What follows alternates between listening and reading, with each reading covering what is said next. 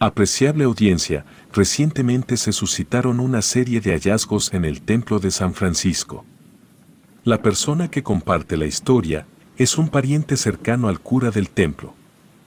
Cabe señalar que se mencionará el nombre del protagonista del relato, pero se omitirá el nombre del sacerdote y del lugar preciso, con el fin de respetar el anonimato, y los sucesos relatados son enteramente reales. Mi nombre de pila es Juan Esteban, tengo más de 30 años, y suelo ayudar a mi tío como sacristán en el templo de San Francisco. Suelo visitar a mi tío cada fin de semana. De hecho, últimamente lo hacía desde los jueves a falta de un sacristán. En lo personal no me molesta esta rutina, sino todo lo contrario. No tengo esposa ni hijos, por lo que tengo el tiempo y la disposición para ayudarle, ya sea a replicar las campanas, o arreglar el templo, hacerle de comer a mi tío, o invitados, o en otros casos, cuando falta alguien que le ayude en misa, ahí estoy yo. Todos los días, iba y venía desde la casa de mis padres, por lo que mi tío me ofreció quedarme a dormir en la casa parroquial varias veces, y de pequeño ya lo había hecho, pero su ofrecimiento venía acompañado de un salario y hasta una habitación para mí. Lo hice por gusto propio, me quedé con mi tío para hacerle compañía que tanto le hacía falta. Un templo en plena oscuridad y ya de muy noche suele ser bastante tenebroso. Hay extrañas sensaciones que uno percibe y que ignora cuando es de día. Antes de acostarme, tenía que revisar que las puertas y candados estuvieran cerrados, una actividad que mi tío dejó de hacer por mucho tiempo y que ya por viejo lo olvida. Al caminar en los pasillos oscuros, uno puede hasta jurar que escucha los rezos de la gente. Una vez que confirmaba que las puertas estuvieran cerradas, me encaminaba de regreso. Para ser sincero, las primeras veces, procuraba no poner atención a mi alrededor. Me daba miedo pensar que allí estaría alguien hincado orando, y que de repente desapareciera. Nunca me detuve para verificar si esto pasaba. Solo me iba de paso hasta el otro extremo del altar y salir a la casa parroquial.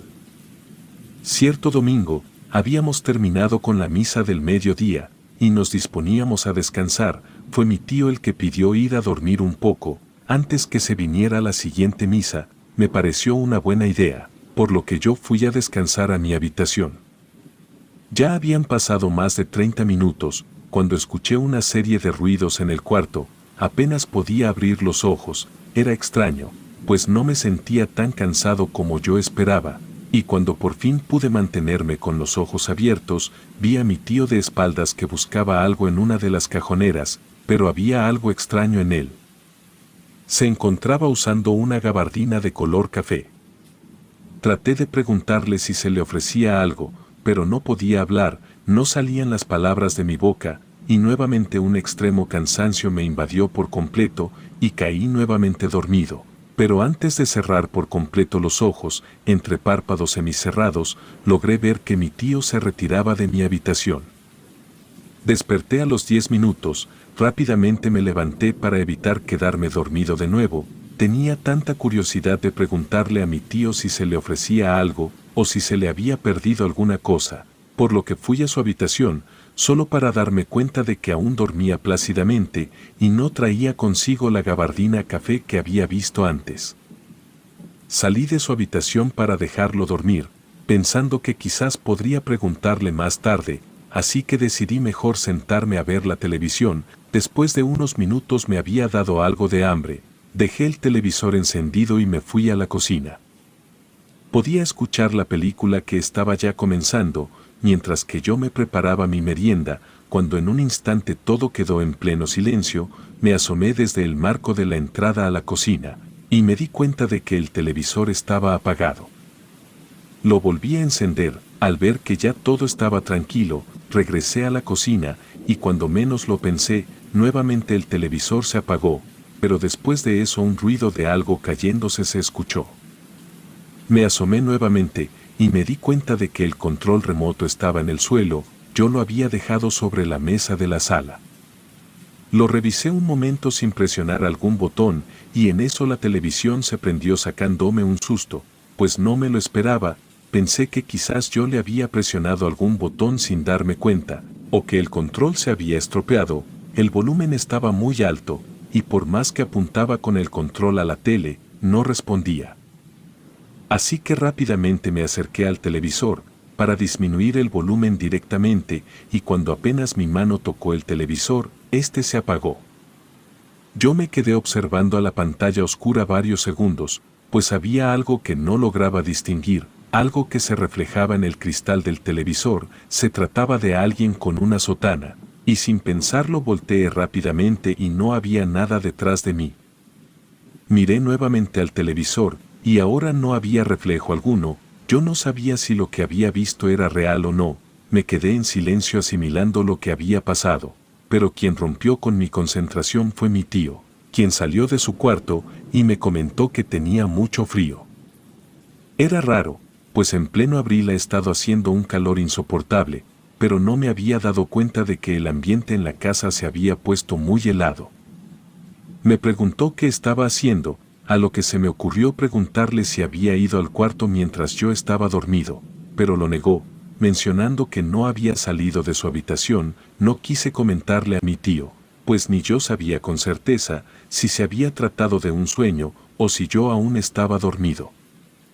Ya llegada la noche, mi tío me preguntó si las noches anteriores no había escuchado pasos en la azotea. Le comenté que no, pero iría a revisar más tarde, para asegurarme que no se tratara de alguien o de algún animal.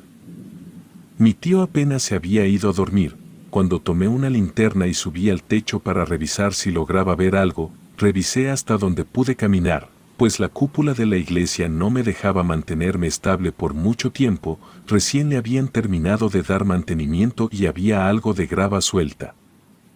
Fue cuando vi un bulto pequeño en una esquina del techo. Al alumbrar bien, me percaté que era un nido de ratas, por lo que deduje que se trataba de eso. Al día siguiente llamaría al exterminador para matarlas, y que no provoquen algún mal. Para cuando llegué a mi habitación y me dispuse a dormir, pude escuchar que en el techo alguien caminaba, y lo hacía muy rápido. Eso no era alguna rata, se trataba de algo más grande. Rápidamente, me puse mis sandalias y fui a las escaleras, para subir al techo de la cúpula y verificar de qué se trataba, pero no vi nada raro. Tenía la esperanza de que quizás se tratara de algún niño que quería hacer alguna broma, pero no vi nada fuera de lo normal.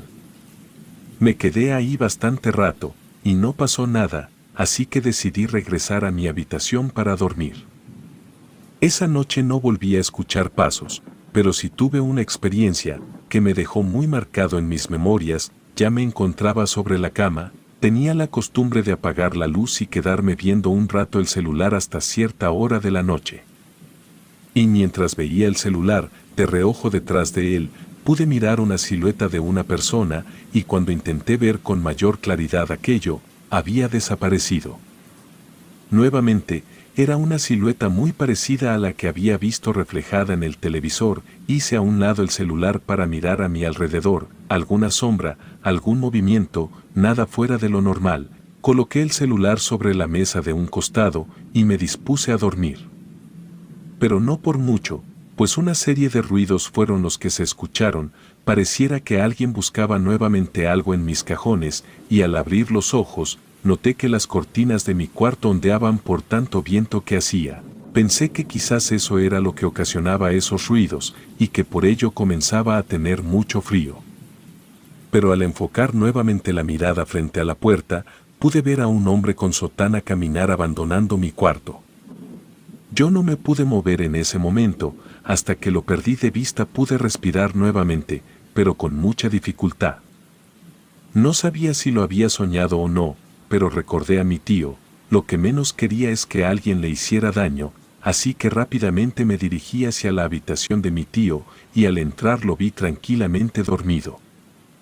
Me dio bastante pena, pero lo tuve que despertar, pues no sabía si aquello que había visto era real o no, pero fue mi tío quien me tranquilizó al final.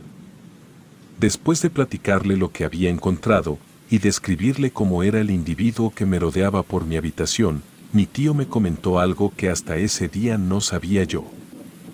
Hace poco se había terminado de darle mantenimiento a la cúpula del templo. Esto fue hace poco, un mes antes de que yo llegara a ayudarle a mi tío.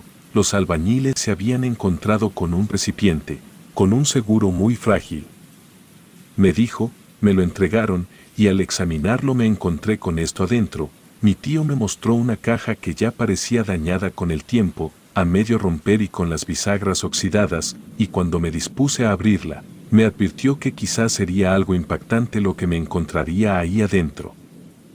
Tomando en cuenta su advertencia, abrí la caja y me encontré con una serie de huesos, algunos más pequeños que otros, pero la mayoría estaban hechos polvo. Le pregunté de qué eran esos huesos, a lo que su respuesta me sorprendió bastante. Son los huesos de un fraile que vivía en este templo. Antes se acostumbraba a que cuando falleciera una monja, fraile o sacerdote, sus restos eran enterrados en el templo donde más tiempo pasó. Casi estoy seguro de que estás viendo caminar el espíritu del fraile en la casa parroquial, y algo me dice que duermes en la que era su habitación. En la semana, mi tío decidió ofrecer una misa y bendecir los restos que se habían encontrado, para después abrir una cripta que se encontraba desocupada dentro del templo e introducir allí lo que quedaba del fraile.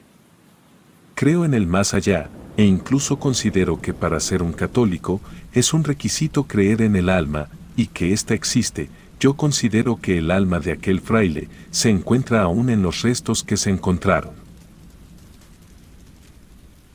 Relato escrito y adaptado por Lengua de Brujo.